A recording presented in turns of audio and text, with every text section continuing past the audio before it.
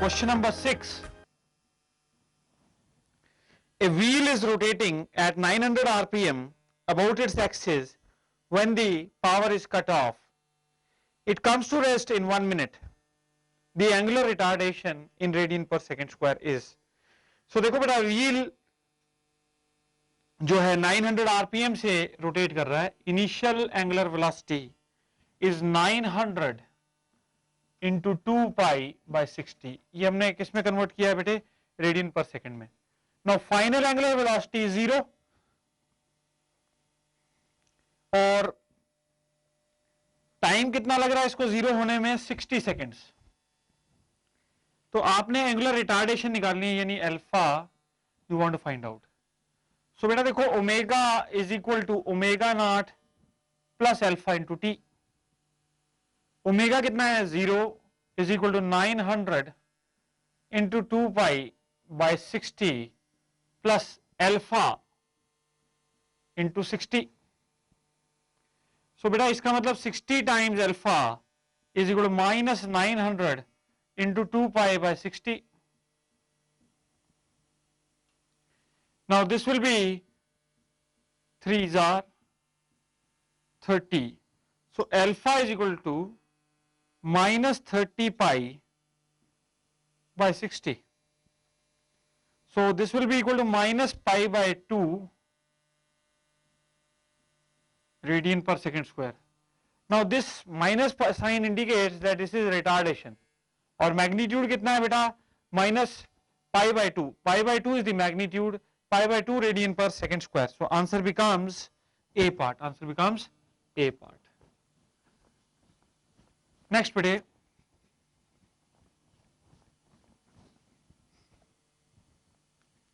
Question number 7. In figure a meter stick, half of which is wood and other half steel is pivoted at the wooden end at O and a force F is applied to the steel end A. In figure B, the stick is pivoted at the steel end at O dash and same force F is applied at the wooden end at A dash. The angular acceleration in A is greater than B, in B is greater than A, equal in both A and B, none of these. तो बेटा देखो हमने angular acceleration compare करनी है. हमारे को दो situations दी हुई हैं इस पर्टिकुलर क्वेश्चन में 7th में. नाउ एक बार हमने क्या किया है कि ये स्टील है और ये वुड है. वुड वाले एंड पे हिंज कर रखा है और स्टील वाले एंड पे फोर्स लगा रहे हैं. दूसरी सिचुएशन में हमने बेटा उल्टा कर रखा है, यानी इस एंड को फिक्स कर रखा है जो स्टील वाला है, स्टील एंड को फिक्स कर रखा है और वुड को साइड पे फोर्स लगा रहे हैं. नाउ आपको ये पता करना है कि एंगुलर एक्सेलरेशन किस पर्टिकुलर सिचुएशन में ज्यादा होगी. ये सेम रॉड्स हैं, मतलब लेंथ इनकी सेम है, तो आधा पोर्शन वुड का है आधा पोर्शन स्टील का है. सेकंड सिचुएशन में ये आधा पोर्शन वुड कर दिया और ये वाला स्टील कर दिया, यहाँ पे हिंज कर दिया ताकि ये रोटेट हुए तो इस एंड के क्रॉस रोटेट होना है क्योंकि हिंज्ड एंड ओ है, तो एफ फोर्स ऐसे लगा रहे हो. देखो बेटा दोनों केसेस में टॉर्क सेम लग रही है. Torque is equal to force into length. In both the cases the torque is same. तो मोमेंट ऑफ इनर्शिया बदलेगा. मोमेंट ऑफ इनर्शिया के बदलने की वजह से ही एंगुलर एक्सेलरेशन कंपेयर हो सकती है. मतलब एंगुलर एक्सेलरेशन उसी कारण डिफरेंट होगी because moment of inertia will be different. आपको ये पता है torque is equal to I into alpha. That means that implies alpha is equal to tau by I. Alpha is equal to tau by I. So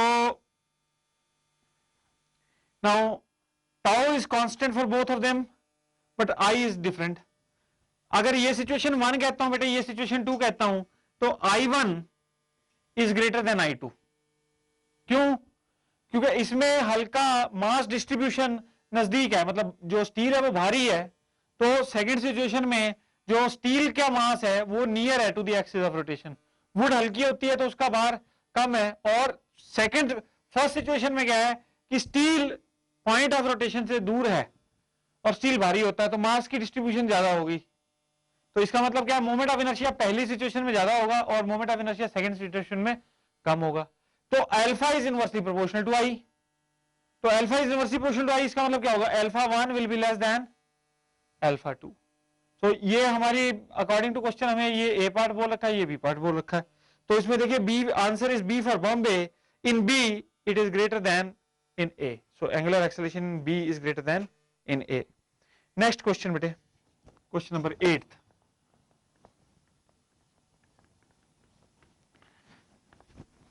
question number 8 देखेंगे,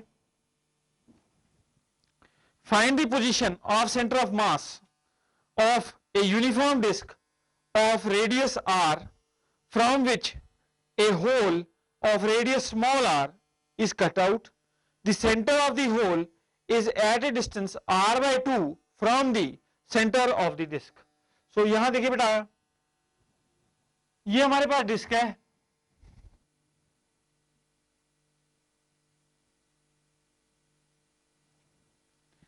ये रहा centre O, ये है बेटा radius of the disc are.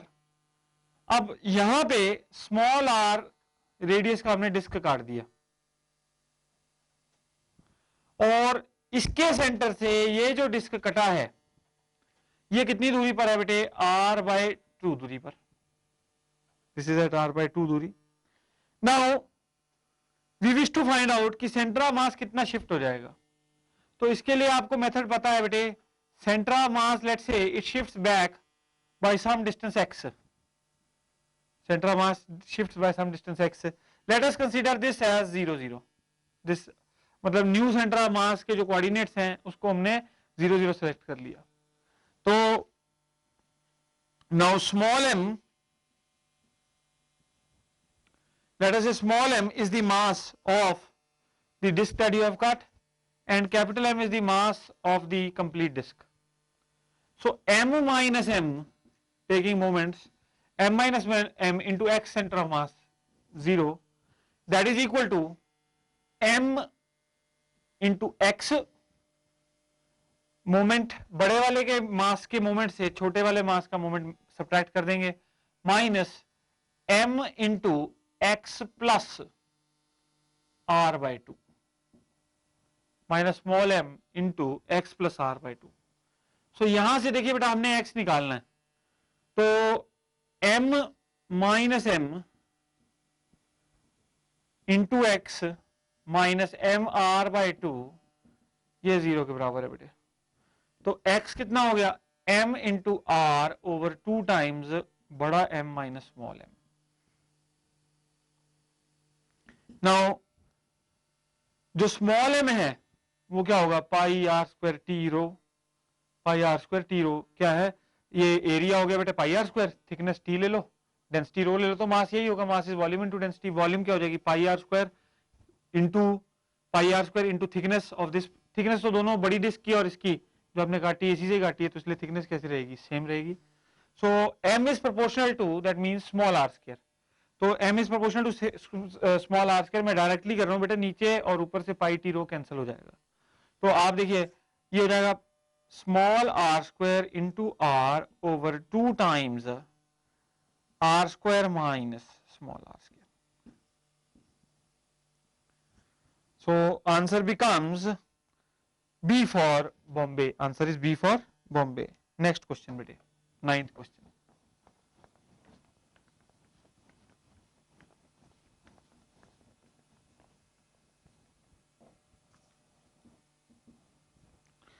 Two wheels are mounted side by side and each is marked with a dot on its rim. The two dots are aligned with the wheels at rest. Then one wheel is given a constant angular acceleration of pi by 2 radian per second square and the other pi by 4 radian per second square. Then the two dots become aligned again for the first time after. So देखिए बेटा दो wheels हैं और इनको ऐसे हमने किया है कि एक व्हील पे एक पॉइंट मार्क कर दिया और दूसरे व्हील पे भी जो इसके आगे पड़ा है उसको भी सेम, उस पे भी सेम जगह पे पॉइंट मार्क कर दिया। Two wheels mounted side by side and each is marked with a dot on its rim. The two dots are aligned with the wheels at rest. दोनों की डॉट्स क्या है, अलाइंड है, मतलब एक जैसी अलाइंड है, यानी अगर मैं यहां से हॉरिजॉन्टल बना दूं तो ये सेम एंगल पे दोनों डॉट्स लाई कर रही हैं, यानी अलाइंड है। फिर वो कहता है मान लीजिए इस व्हील को आपने कितना रेवोल्यूशन दिया, π/2 रेडियन पर सेकंड स्क्वायर का एक्सेलरेशन दिया, एंगुलर एक्सेलरेशन, और दूसरे वाले को कितना दिया, π/4 रेडियन पर सेकंड स्क्वायर, दूसरे वाले को ये एक्सेलरेशन दिया।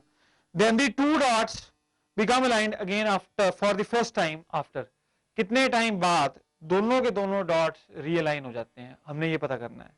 तो दोनों के दोनों डॉट रीअलाइन हो जाते हैं, मतलब देखो अब इसकी एक्सेलरेशन ज्यादा है और इसकी एक्सेलरेशन कम है, तो सेकंड वाले व्हील की एक्सेलरेशन कम है, तो ये ज्यादा ये ज्यादा रेवोल्यूशन कर लेगा, ये कम रेवोल्यूशन करेगा। तो अब देखिए हमने टाइम पता करना है ना, तो ऐसा करते हैं, first of all we calculate what is the time taken to complete one revolution by this particular wheel.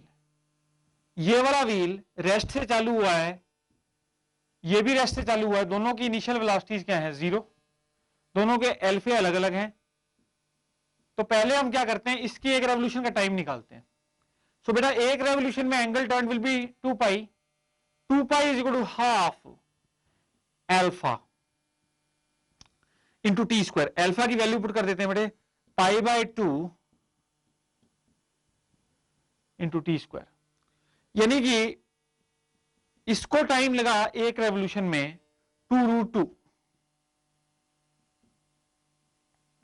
इसको टाइम लगा 2√2 सेकेंड्स। अब दूसरे वाले को देखते हैं एक रेवोल्यूशन में क्या टाइम लगता है। दूसरे वाले को बेटे नाउ दूसरे वाले को टाइम लगता है, देखो 2π is equal to half π/4 t dash का स्क्वायर। तो यहां से टी डैश कितना आ गया बेटे, 4 सेकेंड्स, यानी इसको टाइम ज्यादा लग रहा है क्योंकि इसकी एंगुलर एक्सेलरेशन कम है। तो इसको टाइम लगा 4 सेकेंड्स एक रेवोल्यूशन में और इसको लगा 2√2 सेकेंड्स। अब हम ये देखते हैं कि ये 4 सेकेंड में कितनी रेवोल्यूशन कर लेगा। अब ये 4 सेकेंड में कितनी रेवोल्यूशन कर लेगा, क्यों, क्योंकि जब डॉट्स रियल आपस में रियलाइन होने हैं वो कब होने हैं, जब दोनों की रेवोल्यूशन पूरी हो चुकी हो। तो अब देखो ये तो एक रेवोल्यूशन के लिए तो इतना टाइम ले रहा है, नाउ वी फाइंड कि 4 सेकंड में कितनी रेवोल्यूशन कर लेगा। तो theta is equal to half π/2 into 16, so 4π, यानी कि 4 सेकंड में इसकी 2 रेवोल्यूशन होती है और इसकी एक ही रेवोल्यूशन होती है। ये एक देखो अब ये चलना शुरू हुआ, ये चला, ये 4 सेकंड बाद यहां पहुंचा, ये क्या होगा, ये उतने ही समय में 2 रेवोल्यूशन पूरी कर लेगा। इसका मतलब क्या है, दोनों का डॉट दोबारा, जब इसने एक करी तो ये 2 कर चुका है पहली बारी में, तो दोबारा से डॉट कब रीलाइन हो रहे हैं, इसकी एक रेवोल्यूशन के बाद, इसकी 2 रेवोल्यूशन के बाद, यानी कितने टाइम के बाद, 4 सेकंड बाद डॉट रीअलाइन हो रहे हैं। सो इसका मतलब answer becomes B for Bombay, answer is B for Bombay. Next we move on to 10th question. Question number 10 देखिएगा बेटा, देखिए इसमें 4 spheres each having mass m and radius r are placed with their centers on the 4 corners of a square।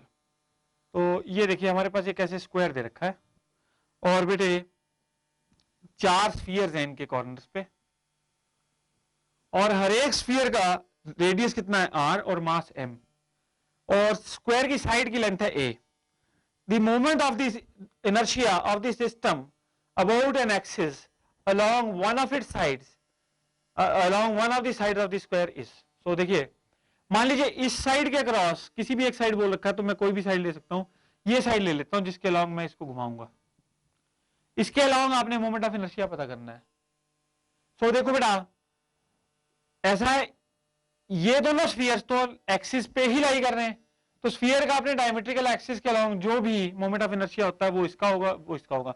So net moment of inertia can be calculated as 2/5 mr square plus 2/5 mr square plus, अब देखो इन दो spheres का जब आप निकालोगे तो इन दो spheres का कैसे निकालोगे, इसका moment of inertia about diametrical axis और ये एक्सिस कैसा है, ये इसके पैरेलल है, तो इसमें पैरेलल एक्सिस थ्योरम लगा देंगे, plus 2/5 mr square plus 2/5 mr square plus ma square plus ma square, ये कितना हो गया बेटे 8/5 mr square plus 2ma square, 8/5 mr square plus 2ma square. So answer becomes B for Bombay. Next बेटे question number 11th.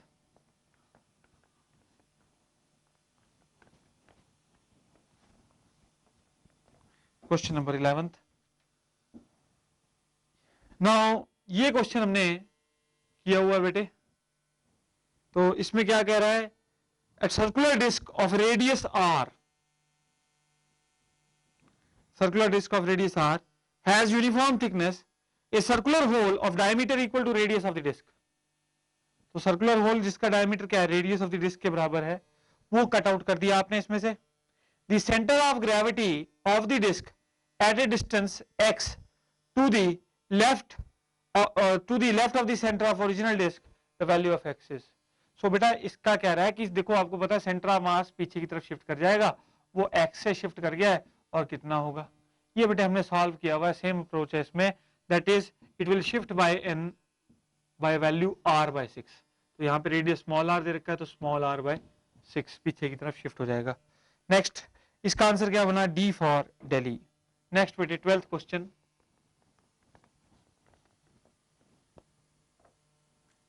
Question number 12 देखेंगे. A uniform rigid rod has length L and mass M. It lies on a horizontal smooth surface and is rotated at a uniform angular velocity omega about a vertical axle passing through its ends.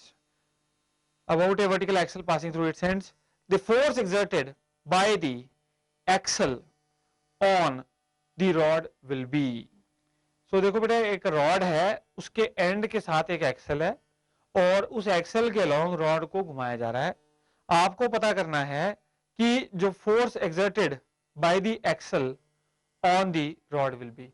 Axle कितनी force exert करेगा किस पे, rod पे, ये हमने पता करना है.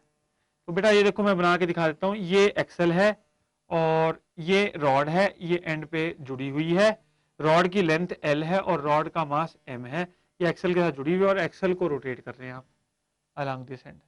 तो आपको पता करना है कि the force exerted by the axle on the rod, axle rod पे कितना फोर्स लगाती है, ये हमने पता करना है.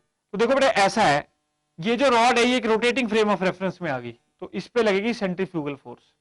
वो सेंट्रीफ्यूगल फोर्स किसके बराबर होगी, m omega square into L/2. ये सेंट्रीफ्यूगल फोर्स लगी बाहर को. नाउ ऐसा है बेटे, अब आपको पता है कि इस रॉड जो भी पार्टिकल अगर इसको पॉइंट मास ट्रीट कर लिया जाए, ये रोटेट कर रहा है, तो it requires a centripetal force also, it requires a centripetal force. तो ये क्या करेगा, ये रॉड जो एक्सल है ये इसको अपनी तरफ खींचेगा पॉइंट मास को, और क्या करेगा पॉइंट मास के, ये एक्सल क्या देगा, रिएक्शन. रिएक्शन कैसा होगा, in the direction of centrifugal force, and that reaction will be equal to m omega square into L/2. देखो बेटा अगर इसको आप रॉड को पॉइंट मास मान लो तो इसको सेंट्रीपिटल फोर्स चाहिए. सेंट्रीपिटल फोर्स कैसे एक्ट करेगी, inward, and that will be m omega square L/2. वो उसका रिएक्शन किसको, वो उसका रिएक्शन कौन देगा, एक्सल देगा. उसका रिएक्शन कितना होगा, m ओमेगा स्क्वायर L/2, और ये कैसे होगी force, outward. This will be outward. So answer becomes C part, answer becomes C part. Next 13th question बेटे. Next 13th question. A uniform cube of side A and mass M rests on a rough horizontal table. A horizontal force F is applied normal to one of the faces at a point that is directly above the center of the face at a height 3a/4 from the base. The minimum value of F for which the cube begins to tilt about the edge is. Assume that the cube does not slide. सो बेटा ये देखो एक ऐसा horizontal plane है और उस पर एक ये ब्लॉक रेस्ट कर रहा है, ब्लॉक और ये क्यूबिकल ब्लॉक है, इसकी साइड की लेंथ कितनी है बेटे, ए। अब वो क्या कहता है, इस पे एक नॉर्मल फोर्स लगाई हमने और क्यूब का मास जो है वो m है, जो ये क्यूब है इसका मास m है, इस पे एक फोर्स लगाई नॉर्मली इस तरह से, और बेटा वो ये कहता है कि ये कितना बेस से कितनी हाइट पर है ये फोर्स 3a/4 और ये फोर्स का मैग्नीट्यूड कितना है f। तो कहता है कम से कम कितनी मिनिमम f हो कि for which the cube begins to tilt about one edge. अगर क्यूब ने टिल्ट होना भी है तो इस एज के लॉन्ग होगी। टिल्ट मतलब ये चलने की बजाय टिल्ट कर जाए, उड़ जाए यहां से और गिर जाए। तो हमने पता करना है कि ये एफ कम से कम कितना हो। देखो बेटा ये क्वेश्चन है टॉर्क का, मोमेंट्स का, तो यहां इसका सेंटर ऑफ मास यहां बीच में होगा, so it will be exerting weight on the ground, that is mg। Now suppose you consider this point as the point about which the rotation is to take place. अगर ये point of rotation मानते हो तो ये force इसको कैसे करना चाहती है, कैसा मोमेंट देना चाहती है, क्लॉकवाइज, और ये mg कैसा देगा, एंटी क्लॉकवाइज। जब तक तो ये क्लॉकवाइज मोमेंट लेस होगा एंटी क्लॉकवाइज मोमेंट से तब तक तो टिल्टिंग होगी नहीं। अगर अप्लाइड फोर्स ज्यादा हो जाए किससे, जो एंटी क्लॉकवाइज मोमेंट वेट के कारण जनरेट हो रहा है उससे, तो then definitely it will tilt about one of the edge. लेकिन जो मिनिमम से मिनिमम कंडीशन है वो ये है कि इसके कारण जो एंटी क्लॉकवाइज मोमेंट पैदा हो रहा है, जो इसके एफ फोर्स के कारण जो क्लॉकवाइज मोमेंट पैदा हो रहा है वो वेट के एंटी क्लॉकवाइज मोमेंट को क्या कर जाए, बैलेंस कर जाए। तो आप देखिए F into 3a/4, this is what, this is the clockwise moment, and this clockwise moment should be equal to anti-clockwise moment, that is mg into a/2, that is mg into a/2। so बेटा यहां देखिए a से a cancel कर दो तो ये आपके पास कितना आ गया, f is equal to 2mg/3।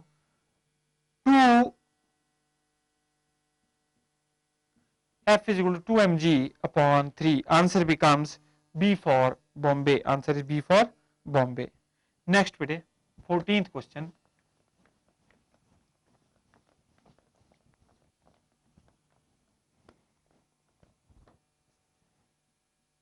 Next 14th question, two balls of mass m equal to 9 gram and small m equal to 3 gram are attached by threads AO and OB whose combined length is equal to 1 meter to a vertical axis at O and are set in rotational motion in horizontal plane about this axis with a constant angular velocity omega.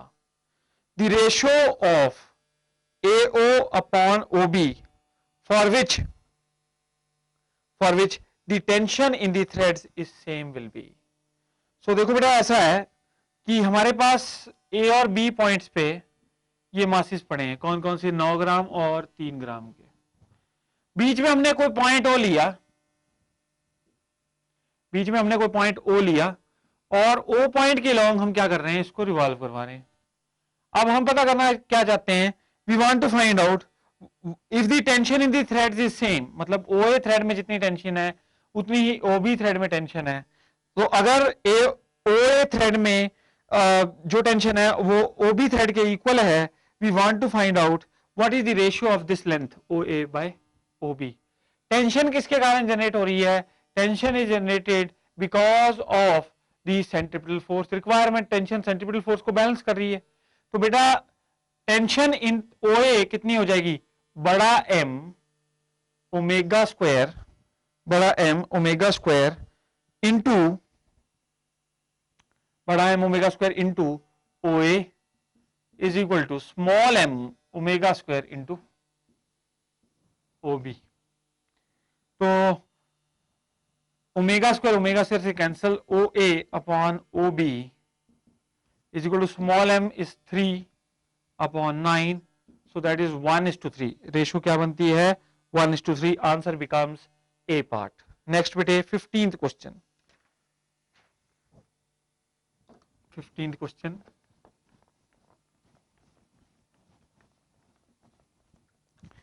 A smooth uniform rod of length L. Length कितनी है बेटे rod की? Length L है और मास कितना है? बड़ा M. Has two identical beads of negligible size, each of mass small m, which can slide freely along the rod. Initially, the two beads are at the center of the rod and the system is rotating with angular velocity omega naught about an axis perpendicular to the rod and passing through the midpoint of the rod. There are no external forces. When the beads reach the ends of the rod, the angular velocity of the system is. So बेटा देखो ये rod घूम रही है इस centre के along और इसमें यहाँ पे दो बीड्स हैं. तो ये जो बीड्स हैं they are of mass m, small m each. ठीक है, और इसकी लेंथ क्या है? ये मिडल में एक्सिस, तो ये लेंथ कितनी होगी बेटा? L/2 और ये भी L/2. और जो रॉड का मास है वो बड़ा m है, आपको पता ही है. और ये एंगुलर वेलोसिटी ओमेगा नॉट हमने दे रखी है. तो अब इसमें कहता है जब ये रॉड घूमने लग जाती है तो ये बीड्स बाहर पहुंच जाते हैं. शुरुआत में ये बीड्स एक्सिस पे ही होते हैं, बीच में होते हैं. तो अब हमने पता करना है कि एंगुलर वेलोसिटी किसके बराबर होगी. एंगुलर वेलोसिटी किसके बराबर होगी बाद में, अगर initially angular velocity was omega not when the beads were in the center. ये बेटा कंजर्वेशन ऑफ मोमेंटम का प्रॉब्लम है. This is a question based upon conservation of momentum. अब कंजर्वेशन ऑफ मोमेंटम से कैसे करेंगे आप इसको solve? You can solve it very easily. देखिए पहले जो इनिशियल मोमेंटम था I1 into omega 1 is equal to I2 into omega 2. Now what is I1? I1 is m into L square by 12 into omega 1 is omega naught. Now जब ये दोनों beads side बाहर पहुंच गए तो इनका मोमेंटम क्या हो गया? The momentum has increased. तो वो मोमेंटम नया जब ये बीड्स बाहर पहुंच गए then what has increased? The moment of inertia has changed. So you can calculate the moment of inertia. Moment of inertia कितना हो जाएगा बेटे? m. रॉड का मोमेंट ऑफ इनर्शिया तो यही है plus 2 times m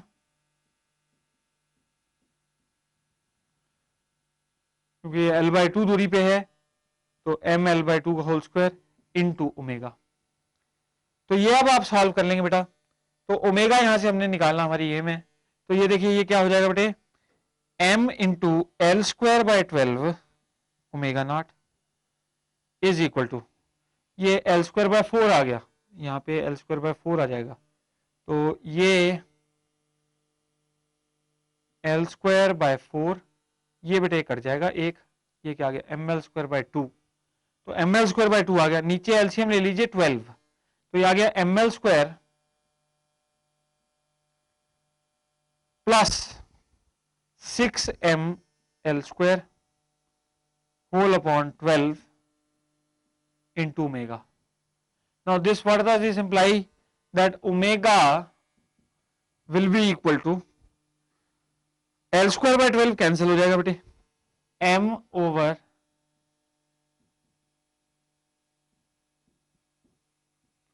m plus 6m into omega naught. So answer becomes B for Bombay. Next बेटे question number 16th.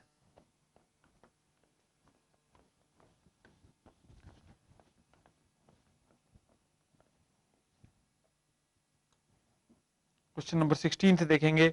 3 thin rods each of length बड़ा L and mass बड़ा M are placed along X, Y and Z axis in such a way that one of the rod is at the origin. One end of each of the rod is at the origin. The moment of inertia of this system about Z axis. So बेटा 3 rods हैं हमारे पास. किस पे पड़ी है? X, Y और Z पे.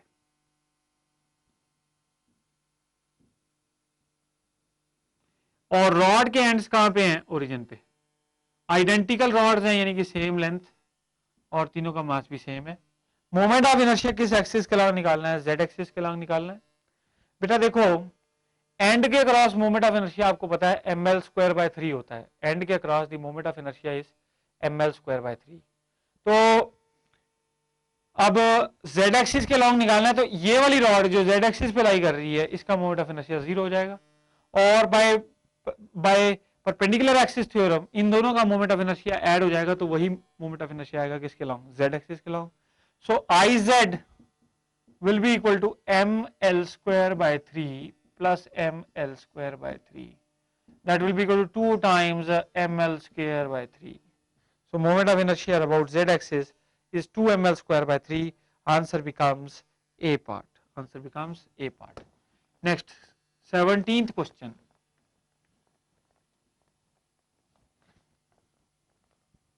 Question number 17th.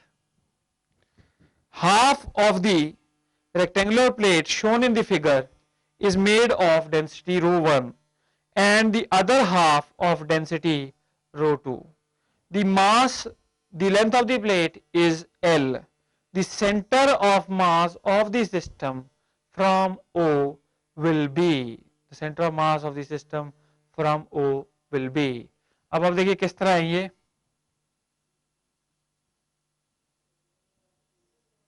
ये गिवन फिगर है बेटे। इसकी डेंसिटी ρ1 है इतने पोर्शन की और इसकी डेंसिटी ρ2 है, मतलब डिसिमिलर पोर्शंस हैं। टोटल लेंथ L दे रखी है बेटे और ये बिल्कुल आधे आधे हैं, तो इसका मतलब ये लेंथ कितनी होगी L/2, ये लेंथ भी कितनी L/2, ये लेंथ भी L/2।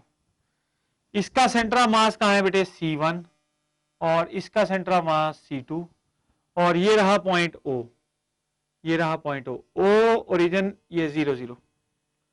तो अब आप देखिए ये लेंथ L है तो आधा हो गया L/2। अब हमने पता करना है the centre of the mass of the system from point O, इसका सेंटर ऑफ मास ढूंढना है कहां से, O से। इसके C1 के कोऑर्डिनेट्स क्या हो जाएंगे बेटे L/4, 0। C2 के कोऑर्डिनेट्स क्या हो जाएंगे 3L/4, 0, 3L/4, 0। सो अब देखिए now how will you solve this particular problem. देखिए इसका मास ले लो बेटा m1 और इसका मास ले लो m2, इसका मास ले लो m1, एक का मास ले लो m2। So position of x center of mass will be equal to m1x1 plus m2x2 whole over m1 plus m2, m1x1 plus m2x2 whole over m1 plus m2। So this will be equal to m1 कितना हो जाएगा बेटे, देखो अब ऐसा है x पहले मैं वैल्यूज डाल दूंगा। सो m1 इंटू x1 कितना है बेटे L/4 plus m2 into 3L/4 whole upon m1 plus m2, m1 plus m2। Now बेटे m1 किसके बराबर होगा, what will be m1, m1 will be equal to the volume of the plate into density. जितनी volume इस plate की उतनी volume इस plate की, तो वॉल्यूम तो सेम है। So volume into ρ1 into L/4 plus volume into ρ2 into 3L/4 whole upon V ρ1 plus V ρ2। So this will become equal to, ये किसके बराबर हो जाएगा बेटे, अब देखो V और क्या चीज V कैंसिल आउट हो जाएगा। आपके पास क्या बचेगा बेटे, you will get what ρ1 plus 3 times ρ2 into L upon 4 times ρ1 plus ρ2 upon 4 times ρ1 plus ρ2। So answer becomes B for Bombay. Next बेटे 18th क्वेश्चन देखेंगे। नेक्स्ट 18th क्वेश्चन,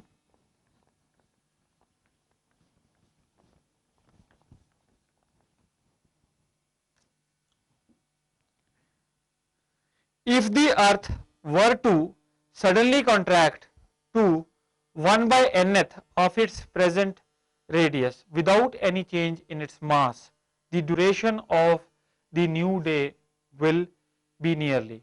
अर्थ का पहले रेडियस r था बेटे, अब रेडियस कितना हो गया r/n। Now the radius is r/n. Earlier the earth radius was r. Now what we wish to find out? We wish to find out the duration of the day when the earth's mass is unchanged but it has contracted by 1/nth of its present radius. So बेटा momentum conserved रहेगा इस particular situation में। तो I1 omega 1 is equal to I2 omega 2.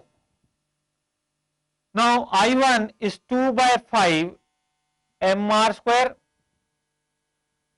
into 2 pi upon 24. This is equal to what? 2/5 m r square by n square into 2 pi upon t.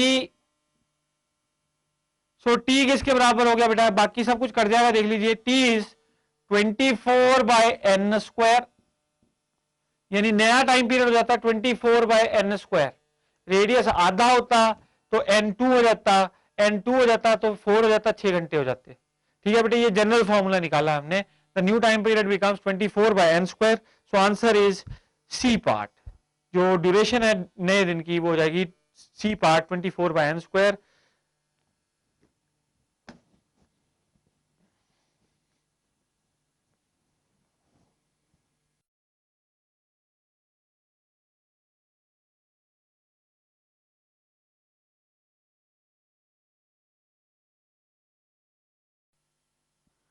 Question number 19th. A body rolls down an inclined plane without slipping. The fraction of total energy associated with its rotation will be. ये बेटे मैंने discuss किया आपके साथ कि fractional rotational kinetic energy निकालनी है आपने, that is half I omega square बटा हाफ आई ओमेगा स्क्वायर बटा plus half M V square. So I की जगह एम के स्क्वायर पुट अप कर देंगे और वी की जगह आर ओमेगा पुट अप कर देंगे, तो ये आपके पास आ जाएगा बेटा के स्क्वायर बटा K square plus R square. So answer becomes C part. Answer is C part. Next बेटे 20th क्वेश्चन। 20th क्वेश्चन देखेंगे। A loop rolls down on inclined plane, the fraction of its total energy that is associated with rotational motion is.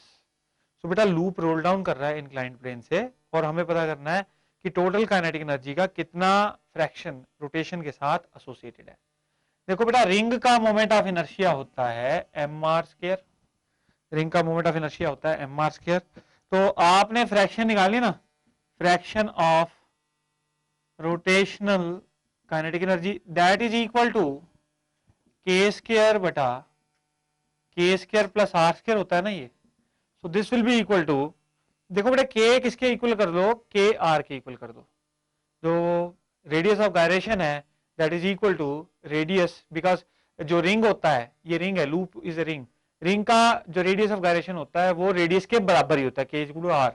सो ये हो जाएगा R square बटा R square plus R square. कितना हो गया, R square बटा 2 R square यानी half. Answer becomes 1:2. Answer is A part. Answer becomes A part. Next bete 21st question. Question number 21. An inclined plane makes an angle of 30 degree with the horizontal. A solid sphere rolling down this inclined plane from rest without slipping has a linear acceleration equal to. So हमने निकालनी है क्या बेटे, linear acceleration निकालनी है।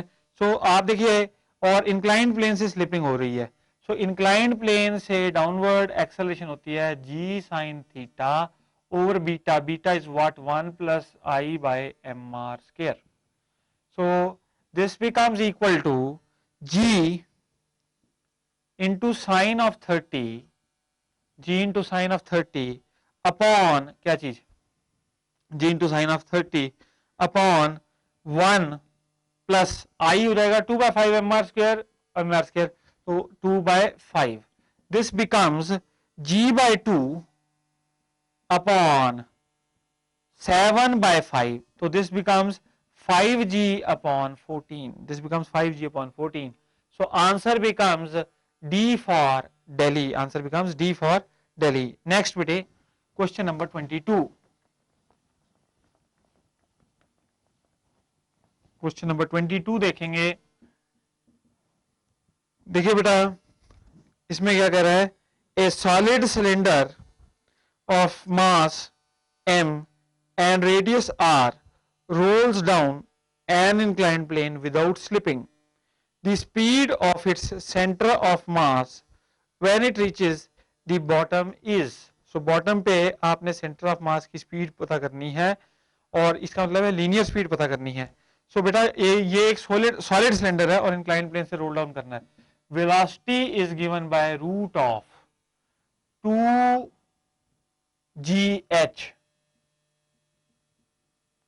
upon beta. Velocity is given by square root of 2gh upon beta. So this is equal to 2gh square root of 2gh upon beta. Beta कितना हो जाएगा बेटे? Beta आ जाएगा 1 plus half. क्योंकि beta is 1 plus I by mr square. I for a solid sphere about its axis is half mr square. तो ये यहाँ पे half का factor आ गया. ये कितना हो जाएगा बेटे? This will become 4 by 3 gh under the root. This is the velocity. Answer becomes B for Bombay. Next बेटे 23rd question. Next 23rd question देखेंगे.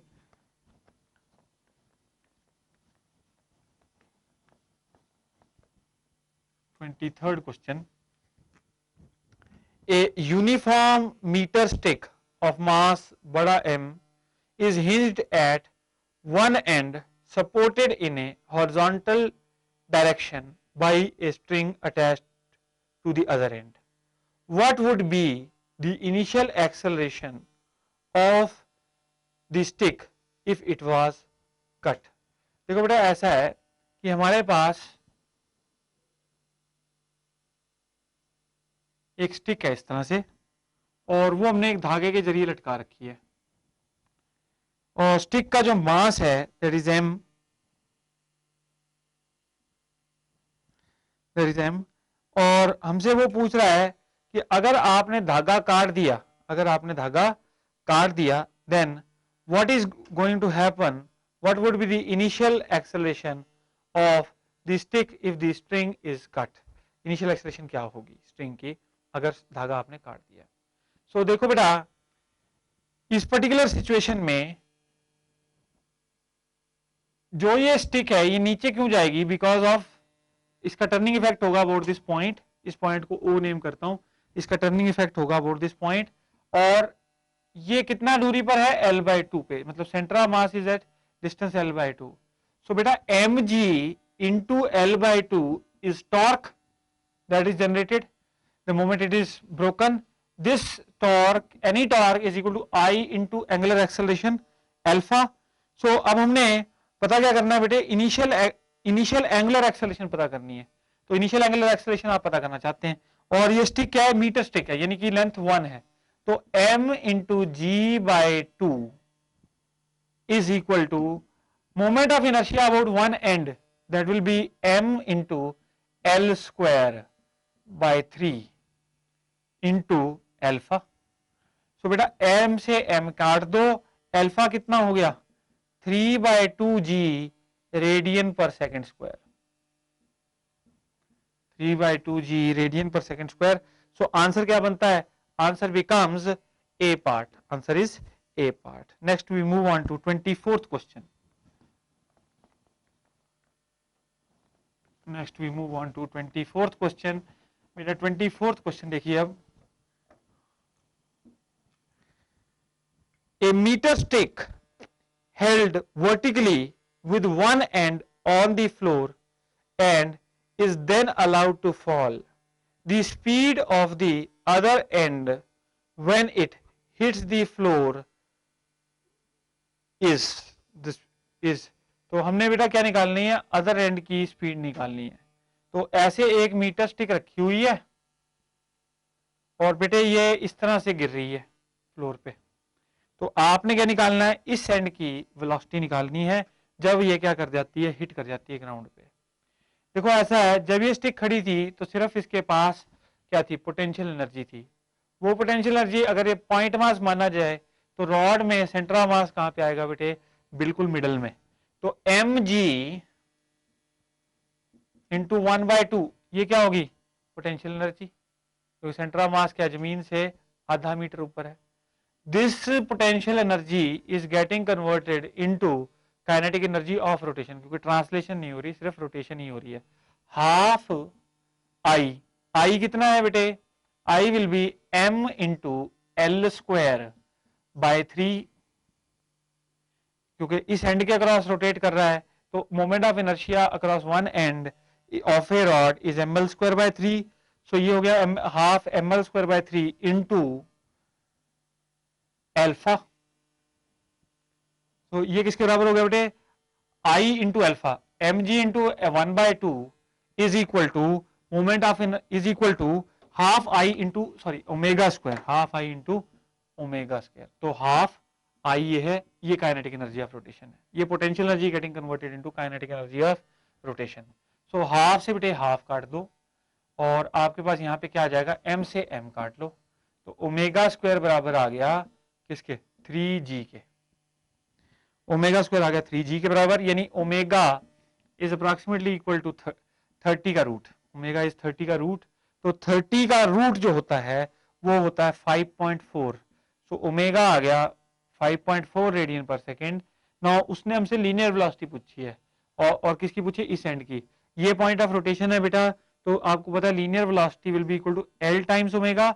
एल कितना है, 1 into 5.4, that is 5.4 metre per second, that is 5.4 metre per second. Answer becomes B for Bombay. Next बेटे 25th question, 25th question देखेंगे।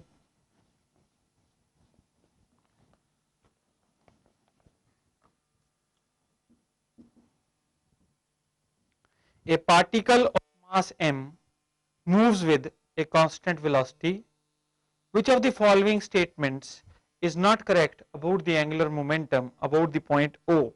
तो बेटा हमें देखो इस तरह से फिगर दे रखा है,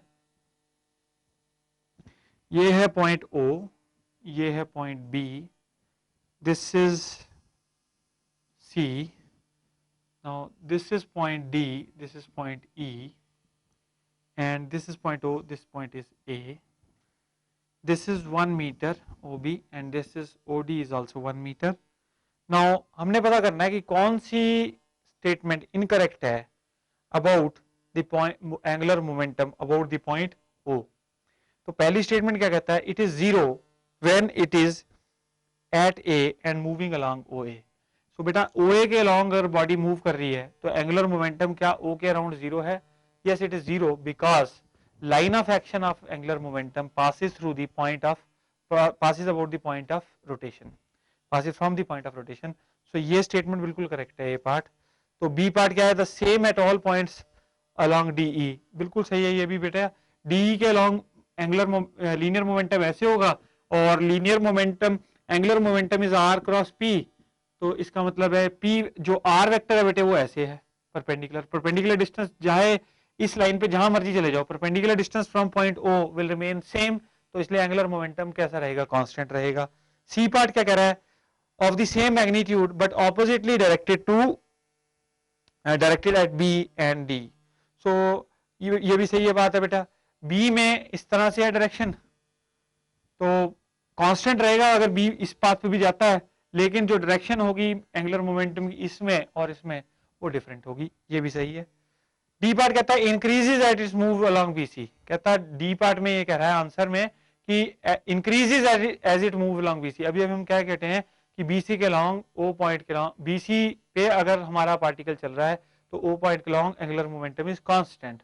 सो ये स्टेटमेंट इनकरेक्ट है, answer becomes D for Delhi. Next बेटे 26th क्वेश्चन, क्वेश्चन नंबर 26 देखेंगे।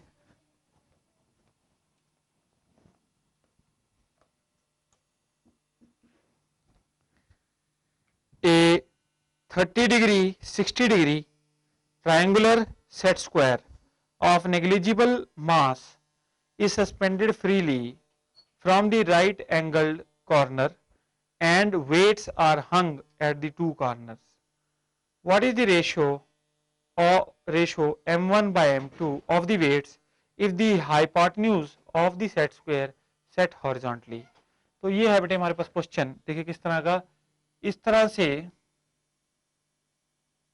एक सेट स्क्वायर है और 60 और 30 डिग्री का एंगल है, और यानी ये वाला 90 का हो गया बीच वाला, तो ये बी पॉइंट से हंग है, it is hung about the B point, और मासलेस है ये सेट स्क्वायर। इसके एंड्स पे दो मास हैंग कर रखे हैं, एक मास है m1 और दूसरा मास है बेटे m2। हमने क्या पता करना है कि we have to find the ratio of the weights. हमने क्या पता करना है बेटे, we want to find out the ratio of the weights. तो ratio of masses m1 and m2 if ये हाइपोटेन्यूज हॉरिजॉन्टल ही रहता है about this point of rotation. Point of rotation क्या है, बी। यहां से बेटे एक परपेंडिकुलर ड्रॉप कर दो, इस परपेंडिकुलर को h कह लो। देखो पॉइंट ऑफ रोटेशन से इसका भार m1g नीचे एक्ट कर रहा है, पॉइंट ऑफ रोटेशन से ये दूरी कितनी हो जाएगी बेटे, देखो इस दूरी को आप बड़ी इजीली निकाल सकते हो, tan 60 is equal to h upon, मान लो ये x था तो h अपॉन x is equal to h upon √3, यानी ये कितनी लेंथ हो गई, h अपॉन √3। सो बेटा ये वेट कैसा मोमेंट क्रिएट करेगा, एंटी क्लॉकवाइज, और ये वाला वेट m2g है एक्टिंग लाइक दिस, इसके और इसके बीच में जो परपेंडिकुलर डिस्टेंस है from the point of rotation and the weight m2g, ये आप निकाल सकते हो कैसे बेटे, tan, इसको y बोल दो इस वाली लेंथ को, तो tan of 30 perpendicular upon base, so y becomes h under √3, तो ये कितना हो गया बेटे h into √3। सो अब ये जो मोमेंट प्रोड्यूस करेगा ये इस तरह का मोमेंट प्रोड्यूस करेगा, ये कैसा है क्लॉकवाइज। अगर ये क्लॉकवाइज मोमेंट और एंटी क्लॉकवाइज मोमेंट बैलेंस कर जाएं, then this set square will be set only horizontally, यानी कि hypotenuse will be horizontal only. So बेटा m1 into g into h upon √3 will be equal to m2g into h √3। आपको क्या निकालना है, m1 by m2 या m2 by m1, m1 by m2 निकालना आपने बेटे, तो ये किसके बराबर हो जाएगा, √3 into √3, 3 upon 1। So m1 by m2 is 3:1. Answer becomes A part. Answer is A part. Next bete 27th question.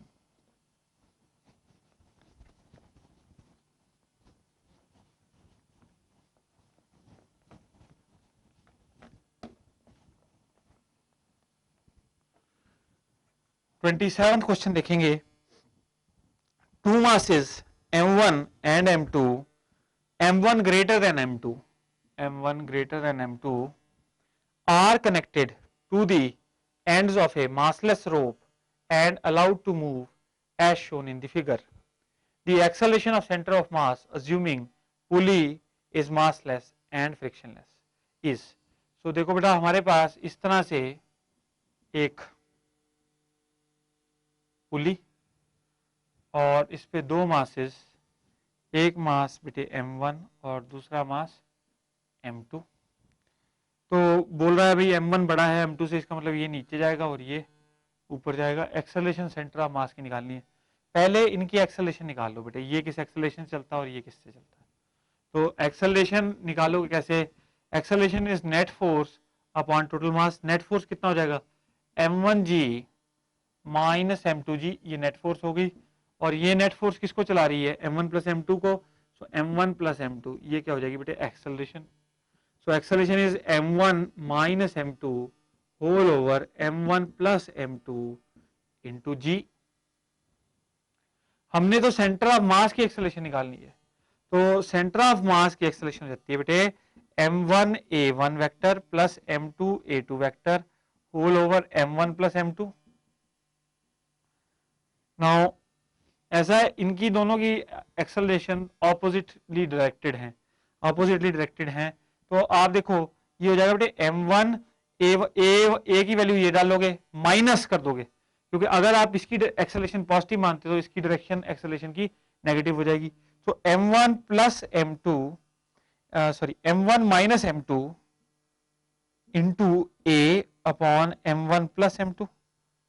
अब क्या करो, इस a की वैल्यू सब्स्टिट्यूट कर दो, ये क्या हो जाएगा बेटे m1 minus m2 whole over m1 plus m2 का whole square into g. So this becomes the acceleration of center of mass of this system. Next bete 28th question.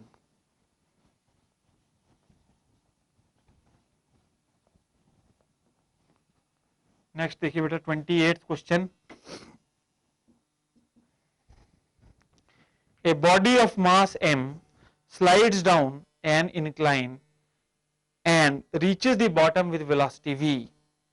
If the same were in the form of a ring which rolls down this incline, the velocity of the ring at the bottom would have been.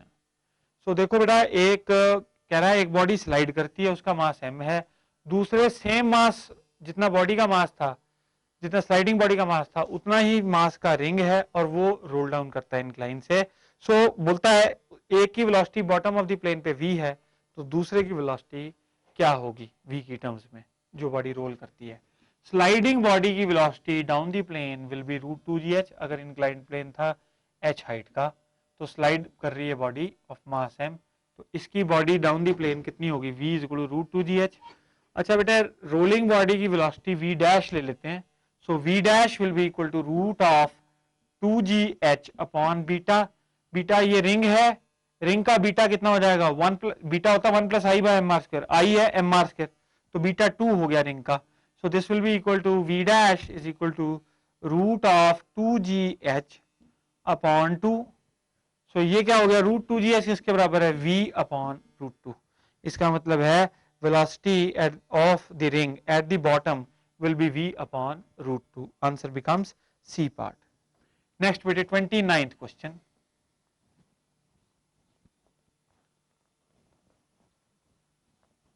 Next देखिएगा बेटे 29th question. A rigid body rotates about a fixed axis with variable angular velocity equal to alpha minus beta t, alpha minus beta t at time t where alpha and beta are constants. Find the angle through which it rotates before it comes to a stop. कितने angle rotate करने के बाद ये stop पे आ जाएगी, हमने पता करना है। सो बेटा देखो ओमेगा जो होता है that is equal to d theta by d t. So इसका मतलब है d theta is equal to omega into d t, d theta is equal to omega into d t. हमने क्या पता करना है, कितने find the angle through which it rotates before it comes to a stop, कितने angle को ये rotate करता है before it comes to a stop. अब देखो स्टॉप होने पर एंगुलर वेलोसिटी क्या हो जाएगी, जीरो। एंगुलर वेलोसिटी वेरिएबल है बेटे, अगर इसको जीरो पुट कर दें तो यहां से हमारे पास टाइम आ जाएगा कि किस टाइम बाद ये स्टॉप पे आ जाएगी बॉडी। सो आपने तो एंगल पता करना है ना, तो बेटा देखो ये शुरू हुई time t equal to zero पे चलने, t इक्वल टू जीरो पर चल रही थी और फिर t equal to alpha by beta time पे रुक जाएगी, तो एंगल टर्न निकालना है हमने। तो देखिए बेटा integral 0 to theta, let's say the angle turn is theta, तो integral 0 to theta d theta is equal to integral 0 to alpha upon beta, omega की जगह क्या लिख दोगे alpha minus beta into t into d t. तो ये कितना हो जाएगा, डी थीटा का इंटीग्रल हो जाएगा थीटा माइनस जीरो, तो थीटा हो गया बेटे, theta is equal to alpha into t minus beta into t square by 2, ये इंटीग्रल करा और 0 to alpha upon beta. So this will be equal to, अब लिमिट्स पुट करेंगे बेटा, तो ये आ जाएगी alpha square upon beta, t की वैल्यू पुट कर दी, minus alpha square upon 2 beta, ये किसके बराबर आ जाएगा बेटे अल्फा स्क्वायर अपॉन 2 बीटा। यानी कि एंगल टर्न इज, अगर जब वो चल रही थी इस वेलोसिटी से और जब रुकी तो एंगल कितना टर्न किया, alpha square upon 2 beta. Answer becomes A part, answer is a part. Next बेटे 30th क्वेश्चन, नेक्स्ट देखिएगा 30th question.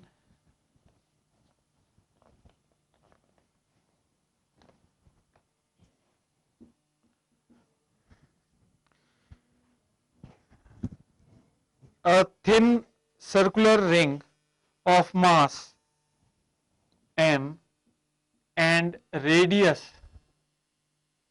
r is rotating about its axis with a constant angular velocity omega. Two objects, each of mass small m, are gently attached to the opposite ends of a diameter of the ring. The ring now rotates with an angular velocity. तो अब देखो बेटा ऐसा है, एक ring है तो it is rotating about, now the ring is rotating about, देखिए it is rotating about its axis with a constant angular velocity omega.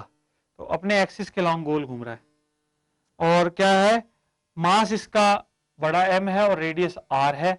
हमने इस पे जेंटली दो स्मॉल मासेस अटैच कर दिए m और m, रेडियस r है इसका तो ये दूरी पे r पे और डायमेट्रिकली ऑपोजिट। तो हमने पता करना है, पहले रिंग घूम रहा था विद एंगुलर वेलोसिटी ओमेगा, पहले रिंग एंगुलर वेलोसिटी ओमेगा से घूम रहा था, जब हमने ये मास अटैच कर दिए तो क्या एंगुलर वेलोसिटी होगी। बेटा ये कंजर्वेशन ऑफ मोमेंटम की प्रॉब्लम है, इसमें सिस्टम में कोई एक्सटर्नल टॉर्क नहीं है। तो I1 omega 1 is equal to I2 omega 2। Now what will be moment of inertia first, तो m into R square into initial velocity was omega, this will be equal to m into R square, इसका moment of inertia और इसका moment of inertia add हो जाएगा बेटे, तो ऐसे लिख सकता हूं m plus 2m into R square into omega dash omega 2 निकालना है हमने कि तब कितना एंगुलर वेलोसिटी हो जाएगा। तो omega 2 will be equal to m over m plus 2m, m over m plus 2m into omega. So answer becomes C part. Answer becomes C part. Next बेटे 31st क्वेश्चन, नेक्स्ट देखिएगा बेटे 31st question. 31st question क्या कहता है, ए particle performs uniform circular motion with N angular momentum L if the frequency of rotating particles motion is doubled and its kinetic energy is halved, the angular momentum becomes। so बेटा देखो L जो होता है that is equal to 2 times kinetic energy by omega, क्योंकि L is equal to I omega, आप देख लो बेशक जो काइनेटिक एनर्जी होती है वो हाफ आई ओमेगा स्क्वायर होती है ना, और L इज आई ओमेगा। तो ऐसा करो, इसको L बनाना है, अब हमने L बनाने के लिए क्या करोगे, ओमेगा से डिवाइड कर दोगे, 2 से मल्टीप्लाई कर दोगे, तो ये एक रह गया ओमेगा और यहाँ से 2 कट गया, तो ये किसके बराबर आ जाता है L, यानी कि 2 times kinetic energy over angular frequency is what, L angular momentum. तो वो क्या कह रहा है, फ्रीक्वेंसी कर दी डबल और काइनेटिक एनर्जी कर दी हाफ, तो एंगुलर मोमेंटम क्या हो जाएगा, तो काइनेटिक एनर्जी हाफ कर दी, ये हो गया 2 इंटू के ई बाई 2 अपॉन ये डबल कर दिया, ये आ गया 4 का फैक्टर आ गया बेटे 1/4 into 2 times kinetic energy over omega. So इसका मतलब है नया एंगुलर मोमेंटम क्या है, 1/4 है एंगुलर मोमेंटम जो पहले था L/4। Answer is D part, answer becomes D part. Next बेटे 32nd question, next 32nd question देखिए,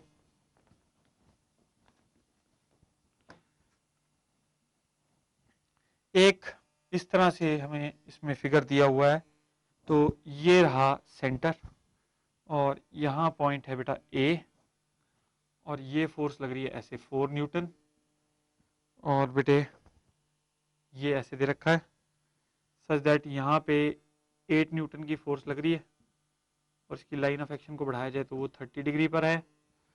और बेटे एक फोर्स यहाँ भी लग रही है, ये फोर्स क्या है, एक्सिस ऑफ रोटेशन से गुजर रही है, जो सेंटर ऑफ रोटेशन है वहां से गुजर रही है। और एक फोर्स यहाँ पे लगा रखी है बेटे, ये कितनी है, 9 Newton. This force is 9 Newton. तो अब देखिए हमें पता करना है कि what is the net torque produced by these forces in this wheel of radius 20 centimetre. Wheel का रेडियस कितना है बेटे, 20 सेंटीमीटर। नेट टॉर्क निकालनी है इन पर्टिकुलर फोर्सेस के कारण जो कि व्हील पे एक्ट करेगी, और जो व्हील का रेडियस है दैट इज 20 सेंटीमीटर। तो बेटा ये पता करना, देखिए कैसे करेंगे आप इसे। Now this will be equal to, अब एंटी क्लॉकवाइज जो टॉर्क होगी will take that as positive और क्लॉकवाइज को ले लेंगे नेगेटिव। सो 8 का तो बेटे कंपोनेंट ही एक्ट करेगा, 8 के दो कंपोनेंट्स हो जाएंगे। अगर ये ले लें 30 तो 8 cos 30 ऐसे एक्ट करेगा और sin 30 ऐसे एक्ट करेगा। sin 30 क्लॉकवाइज टॉर्क प्रोड्यूस करेगा। 9 न्यूटन भी क्लॉकवाइज, 6 न्यूटन के कारण टॉर्क है ही नहीं, मूवमेंट होएगा ही नहीं, और 4 के कारण कैसी होगी, एंटी क्लॉकवाइज टॉर्क। तो नेट टॉर्क क्या हो जाएगी बेटे, net torque will be equal to, net torque will be equal to clockwise कितनी होगी, 4 इंटू 20 सेंटीमीटर है तो ये मीटर में 1/5 हो जाएगा, 20/100 that is 1/5 minus 8 into half into 1/5 minus 9 into 1/5। ये अगर आप सॉल्व करते हो तो you will get this as minus 1.8 newton metre. तो ये माइनस इंडिकेट क्या कर रहा है, हमने क्लॉकवाइज को कैसा माना है, नेगेटिव और एंटी क्लॉकवाइज को पॉजिटिव। तो ये इसका मतलब 1.8 newton metre is the torque and that too in the clockwise direction. Next बेटे आंसर क्या बना इसका, B for Bombay. Next question देखिए 33rd क्वेश्चन।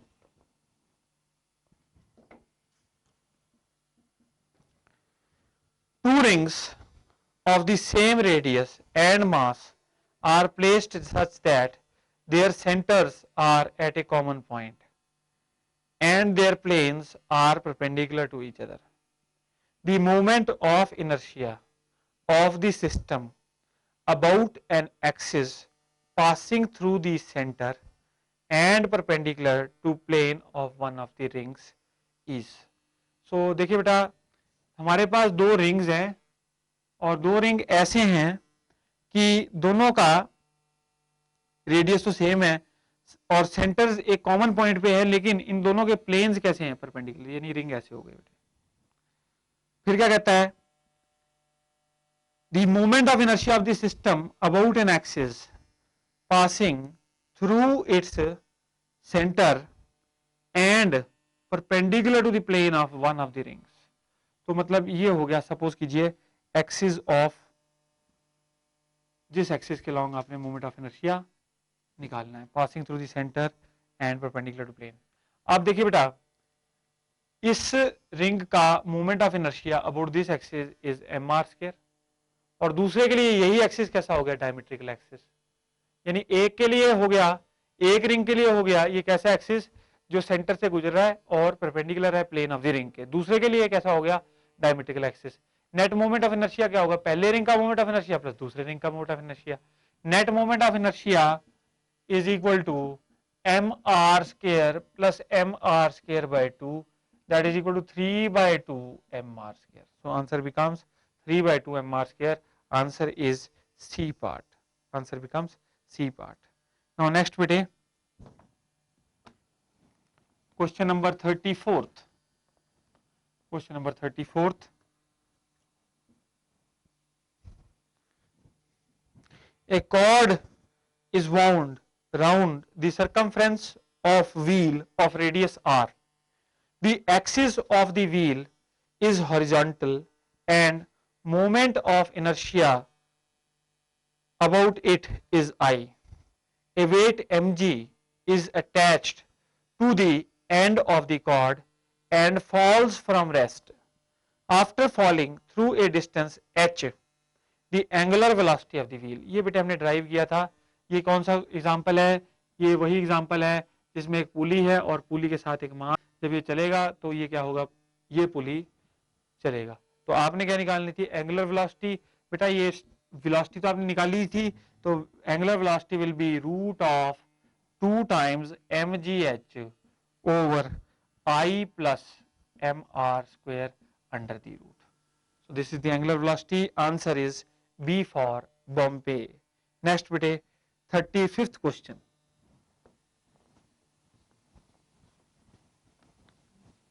Question number 35.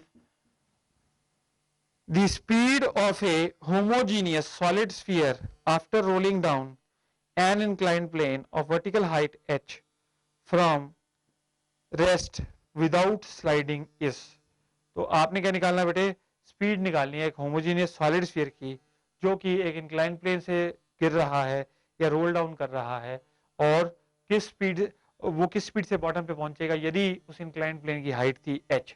इसमें हम लोग एक्सप्रेशन यूज करेंगे बेटा v is equal to root of 2gh over beta. Beta किसके लिए निकालना पड़ेगा? सॉलिड स्फीयर के लिए। तो बीटा आपको पता है 1 plus I by M R square होता है। तो 1 प्लस आई कितना है? 2 by 5 M R square upon M R square. तो 1 प्लस 2 बाई 5 7 बाई 5। तो बीटा हो गया 7 बाई 5।